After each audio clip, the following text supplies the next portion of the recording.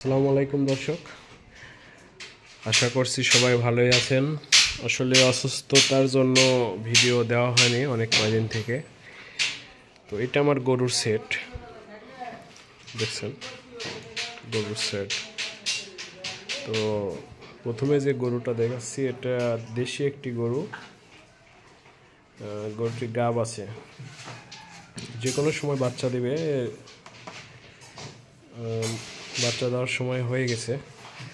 তো এই গরুটির যে বীজ দেওয়া আছে সেটা হচ্ছিল ব্রাকের 285 নম্বর বীজ দেওয়া আছে, শাইওয়াল 100%। এবং পরবর্তীতে যে বাছুরটি দেখে যাচ্ছে এটা একটি ষাঁড় বাছুর, দেশি গরু থেকে হওয়া। তো এই বাছুর সরকারি 744 নম্বর গুলির একটি বাছুর। পরবর্তীতে যে ষাঁড় বাছুরটি দেখা যাচ্ছে এটা আমার বাড়ির বাছুর। এটি এসিআই কোম্পানির 99 নম্বর বুলের বাছুর, এবং এর মা এখন নাই, বাইরে রাখা আছে। মোটামুটি ভালো কোয়ালিটি। এবং এখানে একটি ফিজিয়ান বকনা দেখতে পাচ্ছেন। এটি কিন্তু আমার কিনা গরু, বাড়ির নয়। বগুড়া ধাপের হাট থেকে কেনা হয়েছে গরুটি। তারপরে যেটি দেখা যাচ্ছে এটিও একটি দেশি হালকা শাইওয়াল মিশ আছে।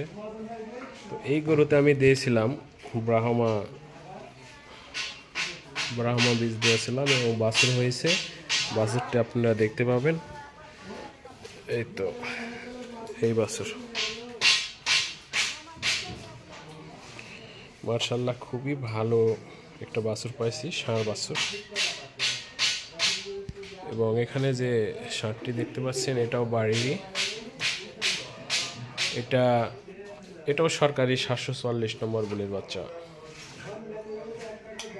এটাও বাড়িরই গরু থেকে হওয়া। আসলে এগুলো সার কিনতে গেলে দেখা যাবে 40, 42, 45 হাজার, একটু ভালো নিলে 60,000 টাকা দিয়ে গরু কেনার পর আবার দেখা যাবে এটা 1 থেকে 1.5 বছর পালা লাগবে।